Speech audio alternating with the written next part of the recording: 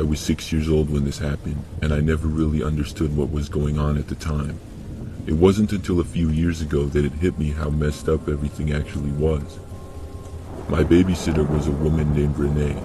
She was around a lot because my mom was a busy woman. Renee was always high, like all the time. I didn't know what that meant back then, but she would always act weird, and sometimes she'd take me with her to meet her boyfriend so they could get drugs. I didn't understand what they were doing, but I knew that they were always off doing something and I wasn't supposed to ask questions. We lived in a bad part of town, a real run-down duplex building. It was the kind of place you don't want to be, but that's where we were. One day I was supposed to get off the bus and be picked up by Renee, but she didn't show up. I didn't know why she wasn't there, but she was usually late or distracted with something. I stood there looking down the road hoping that she would show up. It turned out that she was getting high with her boyfriend and totally forgot about me for hours. My mom found out and she was furious and fired Renee after that incident. My mom didn't know about the drugs though because I never told her. It wasn't really something I thought about.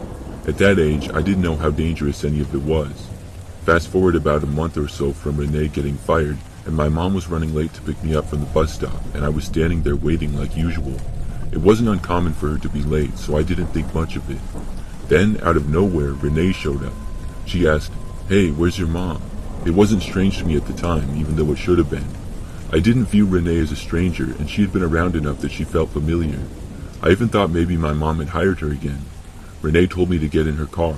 I didn't really question it because I didn't know any better. We drove to her place, and it was just as run down as I remembered it. It was a mess, with pill bottles everywhere, dirty dishes, and stuff just scattered all over. I didn't really know what to do, so I sat down on the couch and started watching TV. I wasn't paying attention to the time, but it felt like hours. Eventually, I heard a knock at the door. I didn't know who it was at first, but when I heard my mom's voice, I felt a strange rush of relief. I ran to the door, and that's when everything took a turn.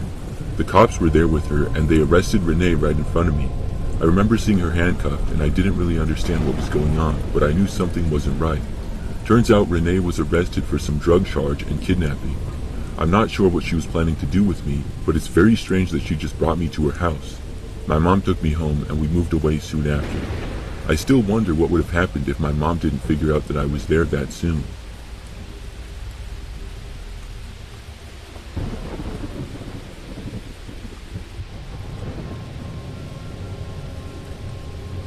I was maybe 8 years old at the time, which would make my sister 12 years old. Our parents were out for their anniversary dinner, which meant they'd be out until midnight probably. My sister was very responsible for a 12-year-old and capable of babysitting me, which was her job that night. I didn't find out until years later, but apparently my parents warned my sister that night about our grandma. My dad's mom had manic depression, which basically meant she was bipolar. They told my sister that she was mad at my dad for holding some boundary with her, and to not let her in or even respond to her if she came by the house. Of course, none of this was communicated to me, because how could you tell an 8-year-old something like that? Anyway, a couple of hours into the evening and we heard a knock on the door. My sister immediately shushed me and held her finger over her lips. I remember hearing my grandma's voice calling out for my dad. "Robbie, I know you're in there. Robbie, come open the door." I remember it like it was yesterday. I could tell it was my grandma, but I could also tell that something wasn't right. My sister moved us to the hallway where we sat quietly out of sight of any windows. Grandma kept pounding on the door, demanding that my dad let her in. Then it went quiet for a while, and I started to relax a bit. Of course, that didn't last. Suddenly, a bedroom window started getting slammed, and my grandma sounded like a demon screaming for my dad. I've never heard such anger since. She moved around the whole house, pounding on every window. If she wasn't so old, she surely would have broken a window with the absolute fury she was exuding. Then it went quiet again, but this time I knew better than to relax. My sister and I were just huddled together in the hallway in complete silence. I was shaking like a leaf now, too. This grandma had played games with my sister to hurt my parents in the past. Things such as taking her to the mall and going to the register with some jewelry and then saying never mind, or buying the same jewelry for our cousin.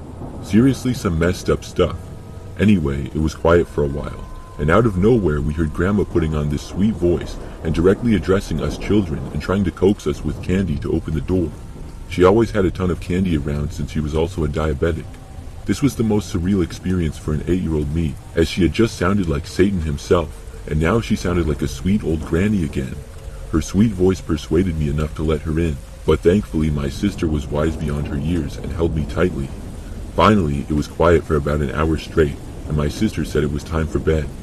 My bedroom faced the backyard, which had a pool and a high wall, beyond which was a vast empty field with an old railroad track.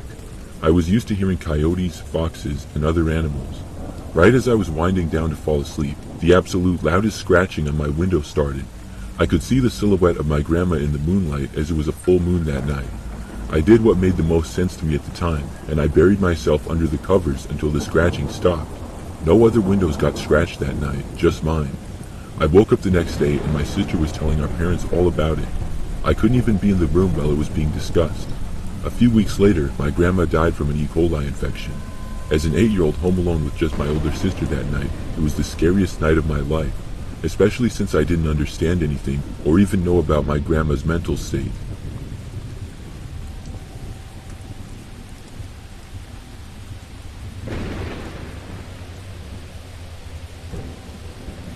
I babysat once for just a few hours one night, and it was the creepiest thing I've experienced. The baby was 1 year old, and I was friends with his mom and aunt. More of a friend with the aunt, and I was visiting. The mother needed a ride and asked if I could stay to watch her kid while my friend, her sister, drove her to get a few things. I said sure, mainly because she had already put him to bed, and it shouldn't be any work at all. This was around 7 p.m. at night.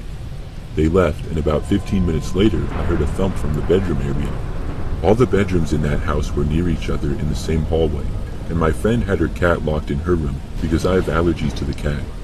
Anyways, I just assumed that it was the cat making noise, and I continued to watch TV in the living room. Then 5 more minutes went by and I heard another small thump. So I went to go check it out, and I checked on the cat first. I was thinking logically that it was the cat, and I figured if I calmed it down, it would stop acting out and not wake up the kid. Well, I opened up the door, and the cat was asleep on my friend's pillow. At first, I thought the little jerk was just pretending or something, and while staring at the cat, I heard the thump again, but this time, it was clear that it was coming from the other room where the kid was. I was immediately freaked out, thinking that the kid fell out of his crib or something. Before I could even close my friend's door, the cat freaked out and hid under the bed, and the kid in the next room started to cry. The crying definitely made me feel like he did fall, so I shut the door and went to the next room and opened the door quickly, and he was standing up in his crib crying. I felt relieved that he didn't fall, and I went to calm him down. Now, mind you, for some reason the electrical didn't work well in that room.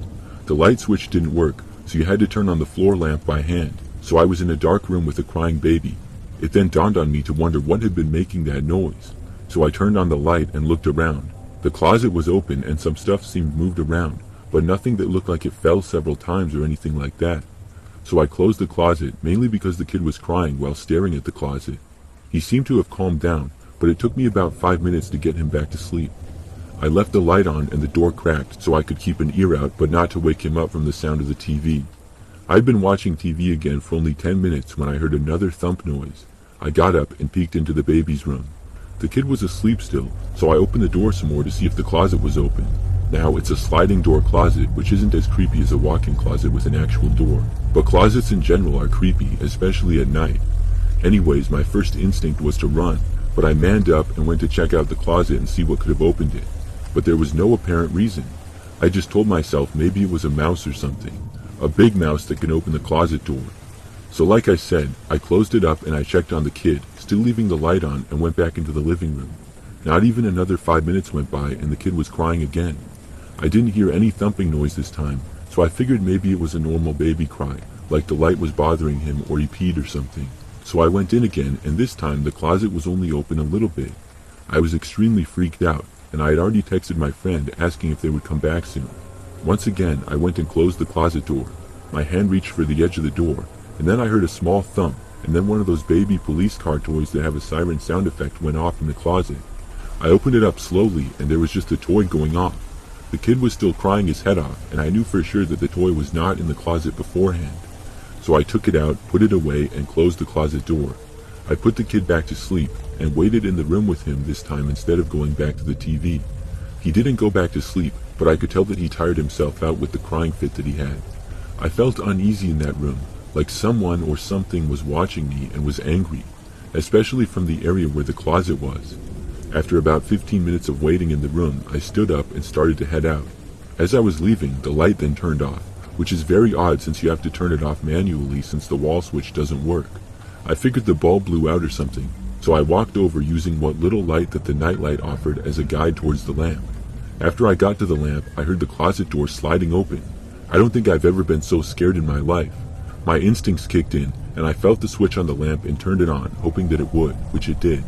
Looking back, I was both relieved and creeped out that the bulb didn't burn out and that it somehow turned off by itself. Anyways, the light was back on, and I turned around, and luckily nothing was in there by the open closet door. That was the last straw though, so I grabbed the kid and shut the closet again. I shut the door to the room behind me and held the kid in the living room until his mom and my friend got back close to 9 p.m. At first, she was angry that I took him out of his crib and that he was awake, but I explained, basically saying that you need an exorcist or someone to bless your house. I don't think she really believed me. She said that she noticed some small things happen before, but nothing as big and strange as I had described. That was almost a year ago, and apparently nothing that drastic happened again, so I was lucky to be babysitting for only 2 hours and experience my own personal horror movie.